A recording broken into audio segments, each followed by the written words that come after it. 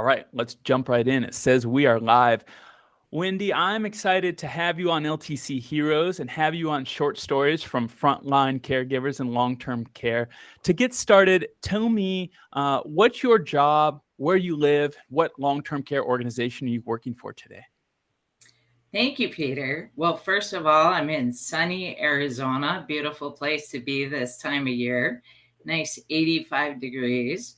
I work in assisted living for a company called Avista Senior Living, and my role is the regional clinical director. So I have 13 communities across 4 states. What is your day to day look like? What does your Monday look like when you're in a bunch of meetings? What are the things you're looking at? And then give me a glimpse into what your average Thursday at 3 o'clock. What are you doing day to day? What I do day to day is support the teams on the ground.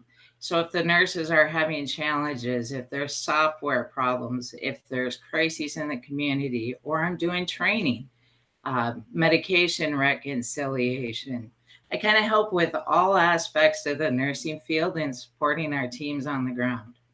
What would be some of the larger management goals that your supervisor would hold you accountable for? Like, what are you guys looking to finish up in the last quarter of 2021? What are you looking forward to at the supervisorial role in 2022?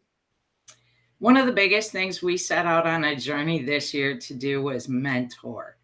And that Mm. became one of our values. So this year, it's so exciting. We actually took 3 or 4 individuals that were in different positions and actually put them up into management. We had a nurse go to an executive director. We had a maintenance gentleman go to executive director. And it's training the caregivers on the floor to move up into CNAs, move up into resident care coordinators. So we get to do all of that. And that's probably been the most exciting thing this year. We also, of course, look at, like every company, financials. We have to maintain our staffing levels, make sure that we have the right people in the right positions, and making sure our software all works. We have a Mm. lot of software systems that have to integrate. So my job is to look at the clinical side. So those are my daily, monthly, quarterly, and annual goals. I want to pause on the mentoring because that's a great initiative, specifically speaking, that you and I've previously spoken about your interest in helping with the staffing crisis and inspiring your team. I'm wondering if, retrospectively, you believe that you would have empowered and found those 3 or 4 individuals had you not honed in on mentoring. Do you think 2 of them would have slipped through the cracks and found the leadership role, or do you think really the mentoring focus really found those? I think mentoring, no matter what community or type you're working in, is a constant view. You have to keep your eyes wide open and look at the whole picture. For instance, the first manager I chose, she was this incredible lady, but she was leading everybody 180 degrees the wrong way against me. And what was great is just looking at her leadership style, we put her into a leadership role. And 22 years later, she's still one of my best people. So I think from an employer standpoint, you have to always be looking. And that will come back to you at the strangest times. I had a case where I taught CNAs how to turn and position people, make sure that they don't get bed sores. And about 12 years later, I was in the hospital with my mom, and this nurse walked up and said, "Your daughter taught me." And you have to keep your eyes open all the time for that. Oh wow, that makes me tear up. That is a beautiful, beautiful story. I bet that caught you by surprise and made you proud and your mom proud as well. It was most awesome. Yeah. You, Avista, I'm sure you have the same staffing crisis that has been, an issue across the entire U.S. for 2, 3 years. Some people even longer. What beyond the mentoring, you at the individual level, what do you do to try to inspire people to come and work? What do you try and do to get inspired and get people to stay in long-term care? What's your personal methodology? For that, you have to find the people that have a goal. So, one of my biggest things is, what do you want to do for your life? Do you want to be a nurse? Do you want to be a doctor? Do you want to be an HVAC tech? If you want to be those things, there's a place to start in healthcare for all of you. And you get to learn that from the ground up. And once you've been at the ground level and learn the positions up, you're just going to be a better manager, a better nurse, a better doctor, because you're going to understand people. So one of the biggest things we do is we recruit and we train. We actually have caregiver training programs. We have medication tech training programs. We partner with our pharmacies to help with additional training. And as we see that initiative, that's when we really go, okay, this is a person we can mentor up. How about getting them to nursing school? How about looking at that? And we have a full-time recruiter that works with us. So we work with the Indeed system. We work with different systems across the grid, Facebook, different things. What would you say if we're looking at volume? And so now we're not looking at, the 4 people you've mentored, rather we're looking about really moving the needle in your organization. What's 1 or 2 initiatives that have had specific great traction for you and made a difference in these last couple difficult years? I think, again, we have leaders in our communities that look for that talent because they came from that place. We have a vice president of special projects right now who started as a dining aide, then became an administrator. So when you train your people up that way, they know what they're looking for. And at all levels, we teach them, look for the talent. So if you're the resident care coordinator, who's that med tech that's really on top of things? We want to look at them. So at each level, we actually look at that training and mentoring. Can you tell me a little bit about how you got into long-term care? There's a quote that I wrote down on my notes when I was preparing for this. You and I spoke about 3 or 4 weeks ago, and I wrote down, I always wanted to be a nurse 33 years ago. Can you tell me how you got into long-term care and why you always wanted to be a nurse? Absolutely. At 8 years old, I made the decision I was going to be a nurse. And it was because my mom had pneumonia. And then I watched her go through battles with cancer and over. And very grateful to say 50 years later, she's still with us. But I knew at that age I wanted to help people. So I got involved in school. I got involved in the healthcare programs. And then I went on to college to get my LPN, became a RN after that. And 33 years later, I think the greatest thing about this career is you can do anything. And I love it today the same as I did when I started. The difference for me with long-term care is it's like having 50 to 100 grandmas and grandpas. And every day you get to see a different person and you maybe make them laugh. Maybe you hold their hand while they're dying.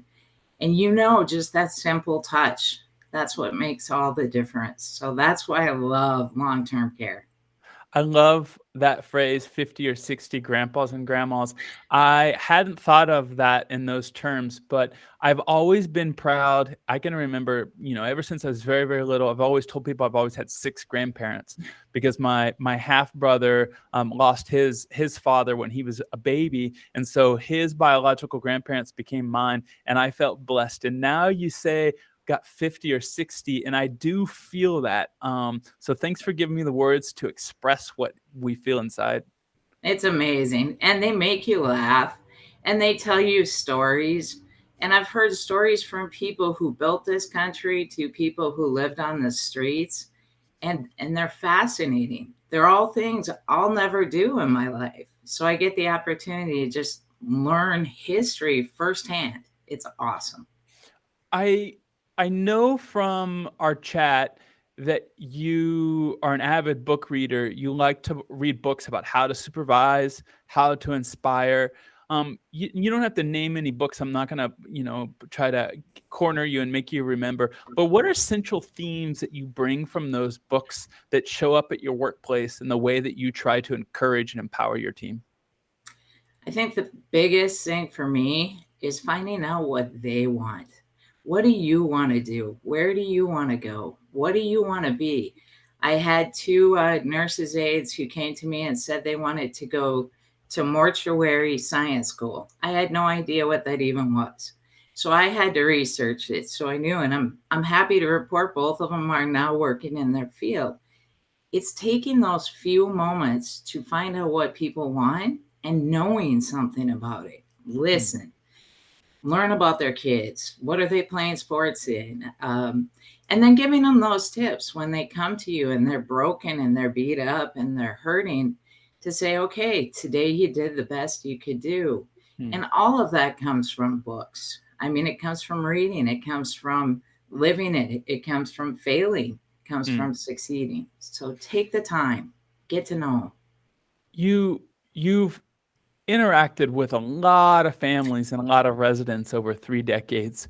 Is there a moment that stands out kind of as a turning point, like a memory that made you smile, or a quote or a piece of advice that a senior gave to you that you say, man, I'll never forget this. I want my daughter or my niece, or just something to hold it near to my heart because you had a life lesson? You know, there are so many of those. And I think the biggest one would probably be when my dad had his heart attack. I had some EMTs come to my house, and I remember them taking my dad back to the ER. And because I worked with them all the time, they were always in my building for 911. I remember them saying to my dad, if there was anyone I was going to have a heart attack with, I'd want it to be your daughter. And Oh, that told me that, hey, I've treated these people nice. I've done what I can to help them. And now look at what they're doing for me. And I'll never forget that moment, just going, wow, just touched me. that is beautiful. Was your father conscious enough to understand what a beautiful compliment? Because that compliment was directed at him as a father, right? That's Yeah, your background. That's your roots. That's who you came from. exactly. And who would come to know that a few years later, I would have a heart attack with triple bypass. Just getting over that. So I had my heart attack in May, and I had the same situation. I had the greatest EMT crew. The nurses took care of me. It was an incredible experience, minus the Mm. heart attack, of course. Yeah. Well, thank you for sharing that and being vulnerable. It's likely to happen to all of us, but it's not something everyone feels comfortable. Thank you for sharing that. But I want to wrap up and to talk about some advice you would give to your younger self, and some advice to people that are coming into the industry. Before that we do that, I would like to make a short break and just thank our sponsor. Our sponsor is Experience Care. Experience Care goes back to 1969, when they were pioneers in the market for being the first EHR in the US. Back then, when they were started, they were amazing. And today, they just most recently relaunched a new point of care upgrade for amazing customer service, free online training, and great software. Go over to www.experience.care, and thank you for sponsoring this program. Wendy, I mentioned to you right before we hit recording, I started my CNN training 2 days ago. And one of the reasons I wanted to do it is because I've spoken to a lot of executives, a lot of managers, and saying this staffing crisis is serious, and I don't know how it's ever going to change. Even if reimbursements get better, we're in trouble. And I wanted to start to highlight why this field is different. And you mentioned that having 50 and 60 grandpas is one. In terms of advice, if you and I were to go out and recruit a 15-year-old who's thinking about long-term care, like you were when you were 8, or even a 35-year-old single mom, what advice would you give them about long-term care? I would say this: listen to your heart. The first thing is you're going to hear the negatives, just like everywhere else in our world. There's going to be polar views, right? Some people love it, some people hate it. Make your own decision. Go Mm, in there and do the best you can. Don't try and be a perfectionist. Do the best you can. Smile, hold a hand, and see what comes back to you. And when those little moments happen that we talk about, really embrace those and mm, hold those, because there's going to be days when those little moments don't happen so easy. And that's what gets you through. mm. Wendy, I should look this up instead of just paraphrasing someone and not giving them credit for the quote. And I don't know if you're a football fan, but I think about 20 years ago, some NFL lineman said, you pay me for Monday through Saturday, but I play on Sunday for free. If I asked you what part of your day in long-term care you do for free, the happiest moment in your day, how would you describe that situation? The first thing I do every day when I get up is I take a half an hour to be grateful for what happened the day before. So whether that's uh, dealing with a resident who is maybe angry at me, and we get to change that to listening to a friend who's going through health struggles, to supporting people with addiction. Those are all things I do for free. I listen. And that's the biggest thing. Wendy, thank you for sharing your experience in the industry, your passion for nurses, your passion for your organization. Is there anything you would like to highlight or emphasize before we sign off today? Absolutely. We need you. So if you've ever thought about healthcare, if you even have an inkling someday you want to do it, if you're retired and you're sitting at home and need something to do, come on back. We need you. This is true. There's not just a need for youngins. There's some, if you're retired and you want to give back and someone has made a difference in your life, come make a difference in a long-term care organization. Absolutely. Thank you, Wendy. I look forward to connecting with you in the future. Thank you for your time.